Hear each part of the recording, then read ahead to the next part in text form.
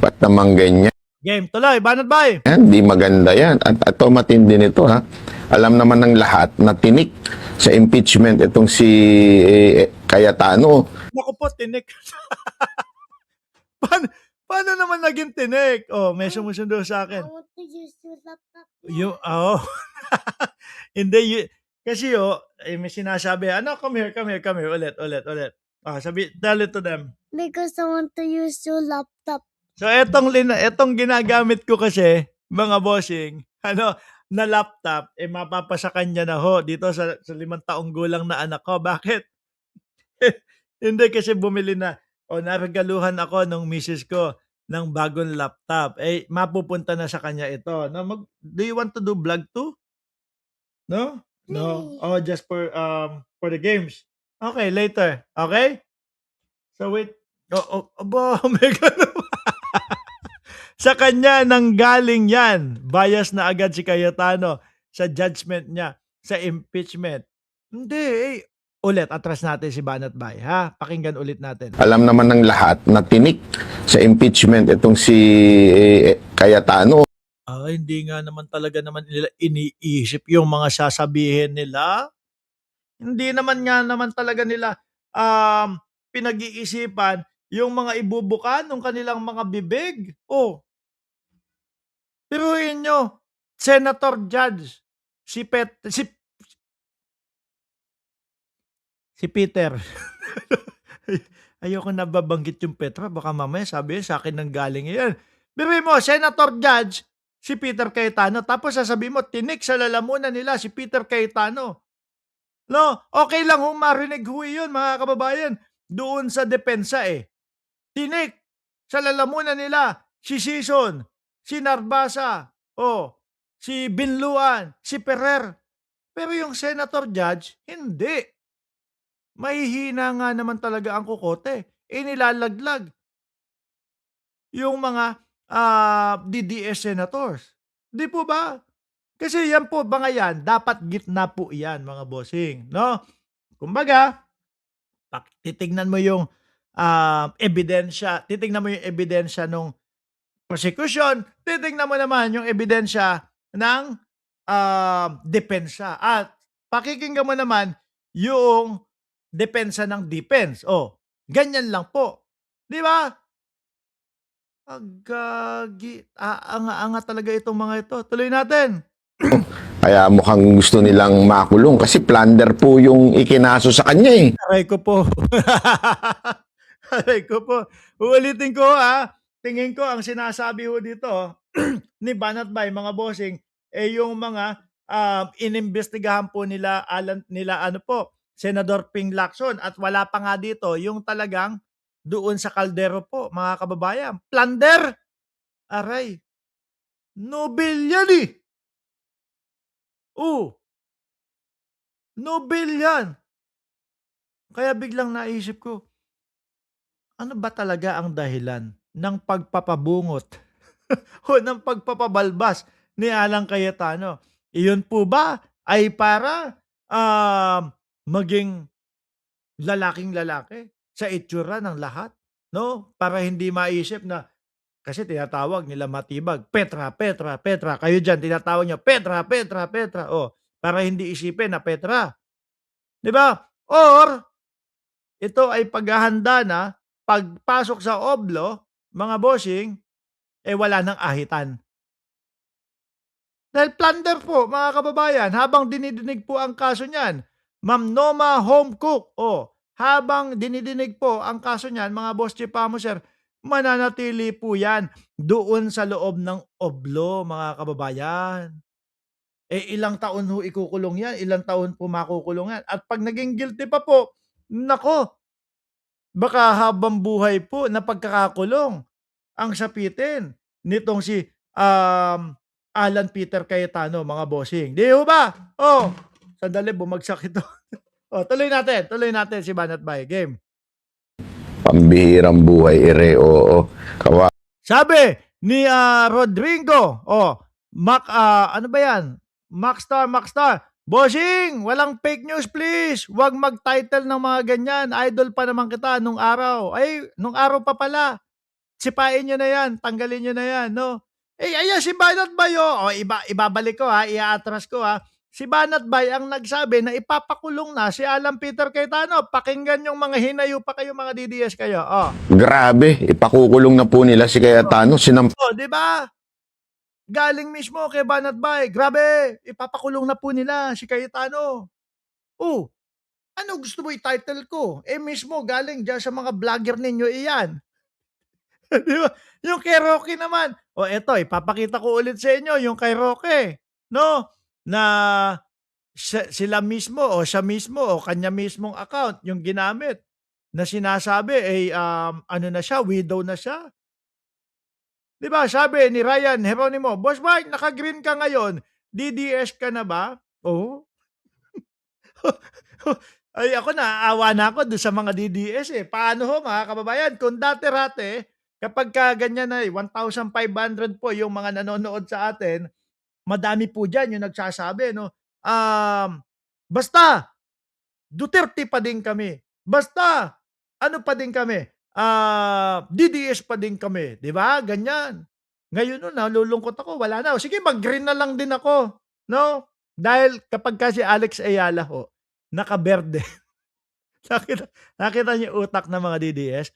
Pagka si Alex Ayala nakaberde, sila daw po ang dahilan kasi kaya nanalo si Alex Ayala, mga kababayan. Eh, hindi po, tragis na yan. Dati, sumusuporta ako sa kanila. Pero ngayon, naku, hindi na. Diyos ko po, Lord, mahabaging poon. Imposible na ho, mga kababayan. Ngayong nalaman natin, narinig natin. Tapos etong mga opisyales nung panahon ni dating Pangulong Duterte, puro po kabuktutan, kabulbulan yung mga pinaggagawa po. O, hindi na. Sila-sila na lang ho dyan, mga kababayan.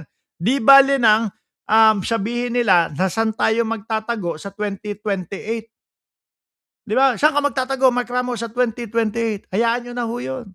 Imahinasyon na lang ho nila yun, mga kababayan. O, tuloy. Wawa naman talaga ang mga lumalaban dito sa gobyerno na to dahil talagang sila ho ay pinakukulong. Kawawa naman kahit walang kaso, iniimbentuhan. Bakit po sila? Sandali, iniimbentuhan. Yan, nandyan. No? Yan na patutunayan, no? Yan na patutunayan ni Alan Peter Cayetano na hindi totoo yung mga sinasabi sa kanya ni Senador Panfilo Lacson ho, mga bossing. Di ho ba? Oh, diyan na malalaman kung sino ang nagsasabi sa kanya ng totoo. Kaso mga kababayan, tingnan nyo, pati po yung mga nagko-komento dito sa comment section ang sinasabi, ano daw po, bumabaha daw doon sa bumabaha doon sa Taguig. Nakita naman po natin yung mga video. Ako nga po, pagka nadadaan ako dyan sa Taguig, mga kababayan, talaga sabi ko, bakit napakaalikabok dito? Ang daming lupa. Syudad na ho, mga bossing ha. Biruin mo, katabi, nakita nyo ho yung ganda ng BGC? No? Oo, parte ho yun ng Taguig. Pero ang pagkakaalam ko, pribado naman po ang mga nagpagawa noong mga yon, mga kababayan. 'Di ba? Sabi ni Oscar, Austria, eto, utak mo, tahong. Gusto ko yan. Mamaya kakain ako ng tahong. Putragis na yan. 1 oras at 3 minuto o 1 oras at 4 na minuto na ho ako nagsasalita dito, mga kababayan. Halos lahat ho ng sinasabi ko, mga bossing, hindi po pabor doon sa mga idol nila. Tapos sasagot lang sa akin, utak mo, tahong. Hindi man lang maipagtanggol. Ang Vice Presidente ganito. Ang ganito. Etong si Cayetano ganito. No? Anak ng putrages na yan. Utak mo, tahong. Kaya sabi etong mga DDS na to, kaya patay gutom daw ho doon sa 20 pesos na bigas kasi mahilig daw po doon sa mga papiso-piso comment lang kasi game, tuloy natin si Banat Bay. Sinabing wala. Kasi mismong si Secretary Dizon ng DPWH, napakinggan ko sa isang interview, siya mismo nagsabi walang flood control dyan sa Taguig. Wala bang flood control? Magkakaalaman daw. Sandali, papakita ko lang sa iyo.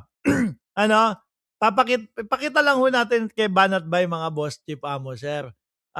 Kung ano ba yung itsura doon sa Taguig, ano po, na pinapakita noong mga nakatira ho doon, mga bossing. Oh, eto, dali. Alan's Taguig Resort. Bakit naman ito yung pinangalan nyo, Team MR? Oh. Hindi, papakita ho natin ang video, mga kababayan, sa mga tagapanood natin. Alan's, naku, mamimiss ko tong i-laptop na ito. 5 taon din ho natin ginamit sa pagbablog ito, mga boss Chief Amo, sir. No, pero eto, oh. Ito na kasi yung binili sa atin, no? Ito na yung pang-vlog natin simula mamayang gabi ho. Ito yung huling araw na gagamitin ko yung laptop. Ayan na, oh, yan. Oh, Now open. Sandali, oh, yan na. Para talagang hindi lang 1080 yung ating video. Ang magiging video natin talaga 4K, talagang malinaw na malinaw po. Pwede nang tumagos sa inyong mga screen si Mark Ramos. Oh, game. Ayan daw, oh, anak na putra, guys na yan. Tingnan nyo. Oh, baha. Champaka Resort in Taguig. Oh, Champaka Resort sa Taguig. Tapos, sa ang lakas-lakas ng loob ni Alan Peter Cayetano sabihin, sabi ni Alan, malulunod daw po sa katotohanan si Senador Panfilo Lacson doon daw po sa Taguig. Eh, tingin ko malulunod sa baha po si Senador Panfilo Lacson diyan sa Taguig ko eh. Is that na? Not yet. Oh. And I want to use the laptop na, guys. Gusto niya na daw gamitin itong laptop na ito. No? Eh, but you're using the new laptop No, the no laptop. Oh, sige. Later, soon. Okay? 30 more minutes. Okay? My 30 Oh, game. minutes. Eto na daw po. Tingnan nyo, mga kababayan. Now open. Oh! Champaka Resort in Taguig. Magkano na? Champaka Resort daw po in Taguig, oh. Sabi ni Ma'am Chris Rose, is it 16 inches? Inch up. Hindi, 14 lang po kasi hindi ko kinuha yung 16. Dahil yun nga iniiwasan ko. Etong Nitro 5 natin, etong Acer na ito, ano to eh, parang ang laki, 15 inches yata to, 15 point something. No, hindi ko mailagay doon sa bag. O kaya sabi ko, medyo handy na lang, 14. Dapat nga kukunin ko yung 13 lang po eh. No? Eh sabi, libre nung asawa, libre nung misis ko. Ay di, abusuin na natin. MacBook Pro, MacBook Air ang kukunin ko. Hindi na, MacBook Pro na. Game tuloy. Champaka Resort. Wala nang entrance, libre na. Yung bahay. Alam Peter Cayetano, nakita mo iyan? Tingin ko ho, mga kababayan, mga boss Chief Amo, sir, ang susunod nga talaga, kung magtatago man ho, mga boss Chief Amo, sir, ay si Alan Peter Cayetano po. Malapit-lapit na yan kasi kung marinig nyo, nung mga nakaraang mga vlog ni Cayetano, kukulong pero hindi sila papayag. Eh baka manlalaban or uunahan ng pagtatago. Sabi ni Bahay, new, very fun. Kala ko kay Lustay, yung green na shirt mo, merong picture na siya. Di ba? Ngayon ho, mga boss. Speaking of pagtatago, tayo naman ho dito sa ating channel, no, inuorasan ka na sa laptop. Hindi, kanya na daw kasi itong laptop na ito, yung ginagamit natin pang-vlog. No, sa kanya na, biruin mo, 5 taon lang, 5 taong gulang, gusto laptop na. Ngayon naman ho, mga bossing, no, eto po, speaking of mga DDS pa din po, mga kababayan, kung si Alan Peter Cayetano, maaari, posible na sumunod sa pagtatago po, etong mga ito po ba ay mga nagtatago na po? Sino sa tingin ninyo yung susunod nating itatopic? Sige nga, diyan sa comment section, no? Iano ninyo, hulaan ninyo kung sino yung susunod nating topic na ang tanong natin, kung ito bang mga ito, clue, magnanay. Kung ito bang mga ito ay nagtatago na ngayon, no?